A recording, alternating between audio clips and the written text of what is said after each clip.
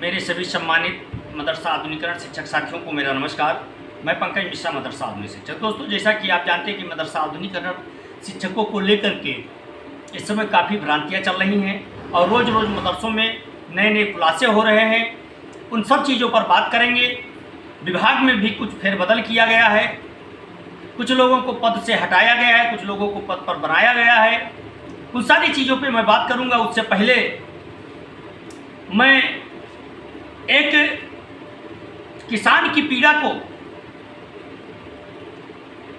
4 लाइनों में मैंने लिखी है और वही पीड़ा मदरसा आधुनिकरण शिक्षकों के ऊपर सेम फिट बैठती है, इसलिए मैं उसको पढ़ना चाहूँगा और आप लोगों से निवेदन करना चाहूँगा मेरे भाई कि आप लोग इस 4 पंक्तियों को पढ़ सुने और बताएं कैसा लगा। एक किसान पूछता है,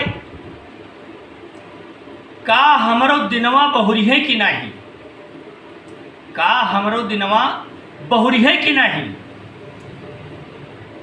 दिन भर खेतवा में हरवा चलावे, शाम का पेट भर रोटियों न पावे, देहिया के पीड़ा धनवनवा से पूछे, पेटवा के भूखिया महाजनवा से पूछे, का तुहरो तिजोरिया कभी भरी है कि नहीं, का तुहरो तिजोरिया कभी भरी है कि नहीं, हमरो दिनवा कबो बहुरी है कि नहीं, कि हमरो दिनवा कबो बहुरी है कि नहीं। दोस्तों, ये उस किसान की पीड़ा थी जो पूरा दिन खेतों में काम करता था और शाम को पेट भर उसको खाना नहीं मिलता, फिर ऊपर से उसके शरीर की थकान, इन सबको लेकर के उसने ये सवाल किया। ठीक वही मदरसा आधुनिकरण शिक्षकों के ऊपर भी है। हम तो काम करते चले गए, सरकार हमसे काम लेती रही और काम के बदले क्या दिया, 2000-3000 रुपया। कितना? 2000-3000 रुपया। मिलना कितना चाहिए? 8000 और 15000। मिला कितना? 2000 और 3000। और इसका एक बहुत इंटरेस्टिंग चीज है, वो भी कुछ दिनों में बंद कर दिया गया। और यह अचानक नहीं बंद हुआ और हम लोगों से पूरा भरपूर काम लिया गया। यह भी नहीं बताया गया कि आप लोग अब काम करना बंद कर दीजिए। हम लोगों से बराबर कंटिन्यू काम लिया गया 7 सालों तक। और उन 7 सालों में 2000 और 3000 रुपया दिया गया, बाकी का 1 पैसा हम लोगों को नहीं दिया गया। वही हुआ कि दिन भर खेतवा में हरवा चलावें, शाम का पेट भर रोटियों न पाओ। दिन भर तो हम लोग स्कूल चलाए, बच्चों को पढ़ाए, लेकिन जब हमारे मानदेय की बारी आई तो हमको लॉलीपॉप पकड़ा दिया गया।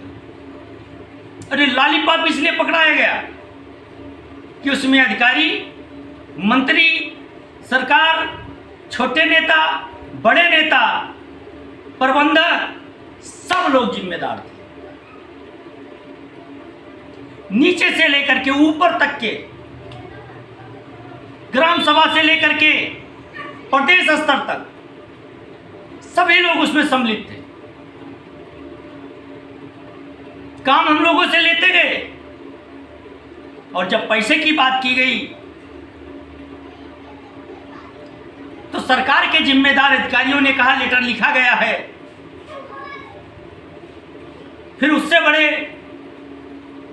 अधिकारियों ने कहा कि आप लोगों का तो सब कुछ खत्म हो चुका है। तो जब लिखित मांगा गया तो नहीं दिया गया। मेरे दोस्त, ये छलावा हम लोगों के साथ छला गया था और वही आज उनके ऊपर भारी पड़ रहा है। हमारे विभाग के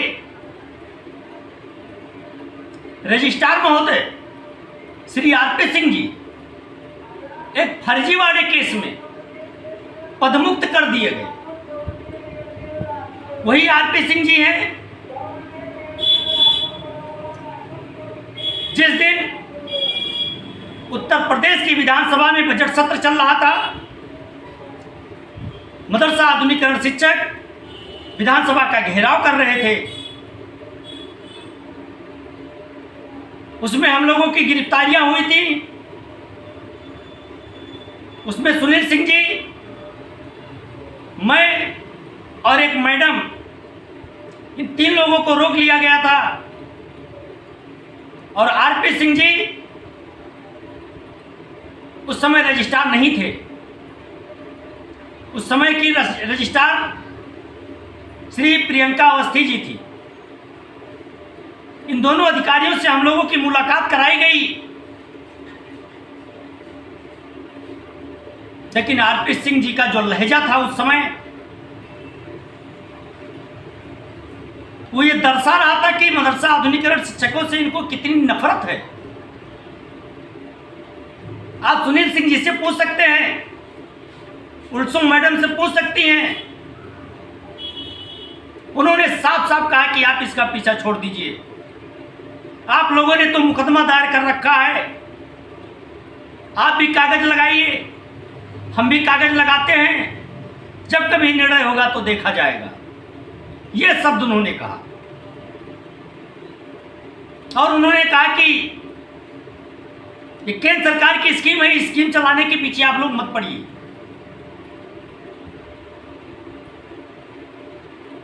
उसी दिन मैं समझ गया था और मैंने अपने साथियों से कहा भी था कि श्री आरपी सिंह जी अनुभवी हैं, पुराने अधिकारी हैं,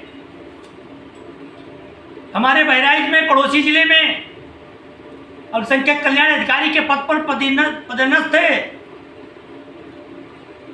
और हाजी समीउल्लाह साहब उन्हीं के कार्यकाल में भूख हड़ताल पर भी बैठे हुए थे। तभी से श्री आरपी सिंह जी आधुनिकीकरण शिक्षकों से चिढ़े हुए हैं।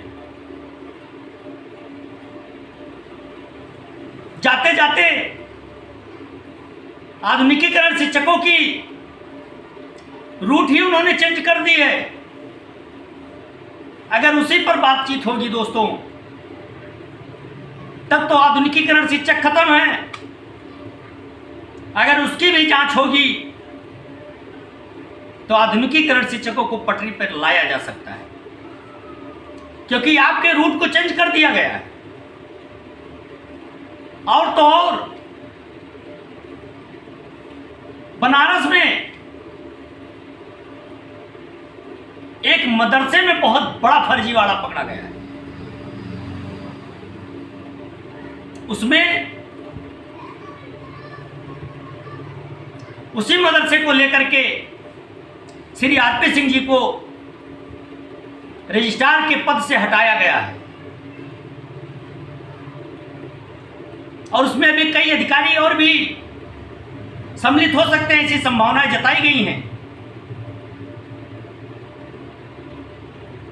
और दूसरे को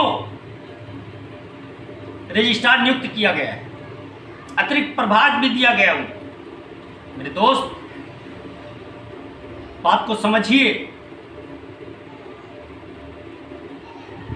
कि मुख्यमंत्री जी ने कहा था, जब हमारी टीम के सदस्य महाराजगंज के जिला अध्यक्ष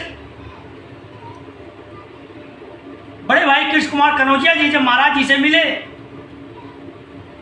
तो उन्होंने कहा कि मैंने एक कमेटी गठित करने का आदेश दिया है और आधुनिकीकरण शिक्षकों की समस्या को जल्द खत्म किया जाएगा। उसी समय दोस्तों इस रूट को चेंज कर दिया गया।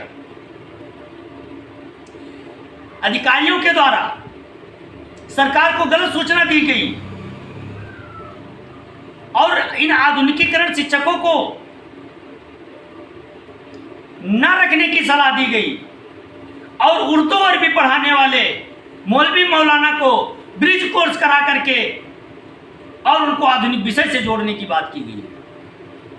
मैं पूछना चाहता हूं उन सलाहकार महोदय जी से, क्या पंकज मिश्रा को उर्दू अरबी की ट्रेनिंग दे करके और उर्दू अरबी विषय क्या पढ़वाया जा सकता है? क्या वो पढ़ाने योग्य होंगे? नहीं हो सकते हैं। मौलवी मौलाना को संस्कृत, विज्ञान, गणित अगर पढ़ाने को दिया जाए तो पढ़ा सकते हैं? नहीं पढ़ा सकते हैं। अंग्रेजी थोड़ा बहुत पढ़ भी सकते हैं, लेकिन वो भी नहीं पढ़ा पाएंगे। जो रजिस्टर नहीं बना पा रहा है मदरसे का, जो हिंदी में रजिस्टर बनाना जिसको नहीं आता है, वो आधुनिक विषय क्या पढ़ाएगा? लेकिन आधुनिकीकरण शिक्षकों का भला ना हो जाए, इसके लिए रूट को चेंज किया गया।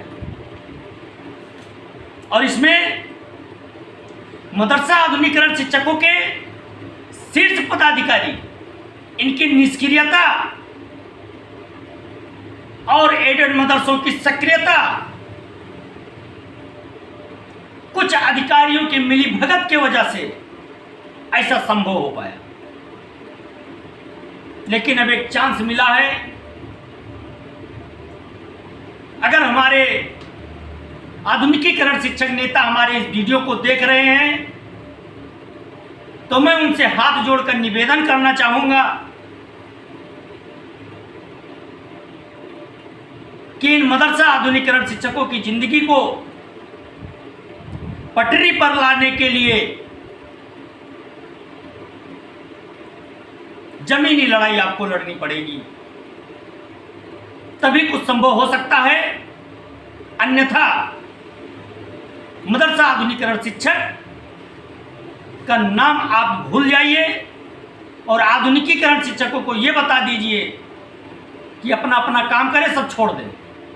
उनको भ्रम में मत डालिए कि मैं कोर्ट गया हूं, मैं ये कर रहा हूं, मैं वो कर रहा हूं, आपका ये हो जाएगा, वो हो जाए, सारी चीजें हटा दीजिए।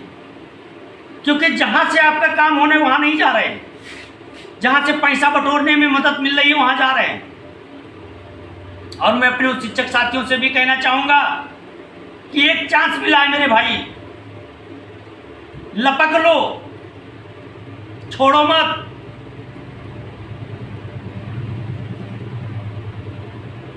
लेकिन एक चीज आपको बताएंगे, एक सुनहरा मौका आपको मिला है।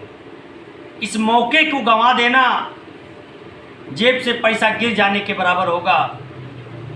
इतना ध्यान रखना। बातें तो बहुत सारी हैं, लेकिन वीडियो काफ़ी लंबा हो गया, इसलिए मैं आज यहीं पे विराम चाहूँगा। बाकी की खबर सुबह के वीडियो में आपको दूंगा। तब तक के लिए नमस्कार। जय हिंद, जय भारत, भारत माता की।